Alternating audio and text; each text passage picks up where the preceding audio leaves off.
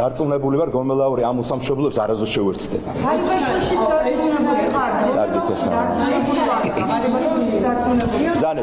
ოცნებაში გადაჭრით ვეღარაფერს ამბობენ. აღარც იმას გამორიცხავენ, რომ ირაკლი ღარიბაშვილი და გრიგოლ ლილუაშვილი ხალხის მხარეს გადავიდნენ. ანუ მათივე საჯაროდ გაკეთებულ განცხადებებს რომ მიუყვეთ, ჯერ კიდევ გასულ წელს ოცნების გუნდის ორი ყველაზე გავლენიანი ფიგურა ახლა შესაძლოა საკუთარ გუნდს 4 ოქტომბრის მშვიდობიან რევოლუციაზე ქუჩიდან დაუპირისპირდეს.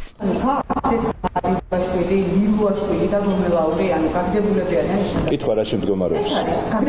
მე არ მაქვს ასეთი ინფორმაცია. ბატონმა ღარიბაშვილმა პარტია დატოვა, ბატონმა გომელაურმაც დატოვა. დანარჩენებიც იყვნენ, ვინც მაიმუნობდნენ, სხვა თემებს უკავშირდება ის და რაღაცა და ის გაგდებულები არიან.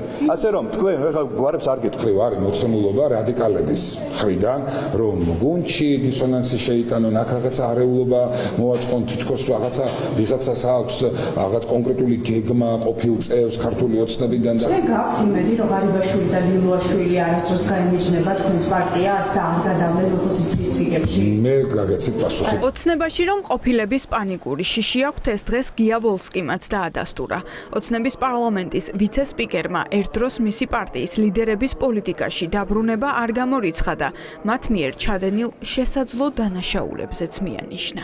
ქართული ოცნებიდან წასული მით უმეტეს მოქმედი წევრის ეს ისეთი ნაბიჯი, რომელიც უკავშირდება ხაბეიშვილთან, ხაბეიშვილის ინტერესებთან, ან ნოლეთა სექტასთან გაერთიანებას, ვერ წარმომიდგენია. ღარიბაშვილისგან ვერ მე ყველავისგან, ვერც ღარიბაშვილისგან, ვერც გომელაურისგან, ვერც ლილუაშვილის, ვერავისგან ვერ წარმომიდგენია, რომ იმ ხელაზე შეიძლება დაეცეს. ერთადერთი შეიძლება იყოს უშვებ, რომ დანაშაულია იმ დონის ჩადენილი, რომ პოლიტიკა შეიძლება ვიღაცამ გაიხადოს თავშესაფრად. გუნდში დარჩენილები ოცნებიდან წასულებზე პასუხისმგებლობას სრულად იხსნიან და აღარაფერს გამორიცხავენ.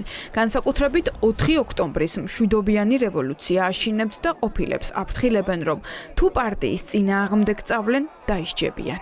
ხართ თუ არა დარწმუნებული იმაში, რომ მაგალითად ირაკლი ღარიბაშვილი, გრიგოლ ლილუაშვილი, ვახტანგ გომელაური არ გაემიჯნებიან პარტიას და მართლაც არ გადავლენ ოპოზიციურად განწყობილი საზოგადოების მხარეს. კონკრეტულ გვარებს და სახელებს არ ვსაუბრობ, იმიტომ რომ ყველა ადამიანი თავის თავზე აგებს პასუხს. მე კრებსითად ნებისმიერი ადამიანი, ვინც ქართულ ოცნებასთან უბრძოლია და გულწრფელად ყოფილა ამ ბრძოლაში ჩართული, მეეჭვება რომ ოდესმე თავი დააფილიროს ამ ბანდიტურ დაჯგუფებასთან. ამზადებს თუ არა ოცნება ველს ერთ დროს საკუთარივე ძლევამოსილი ლიდერების ციხეში გასაშვებად.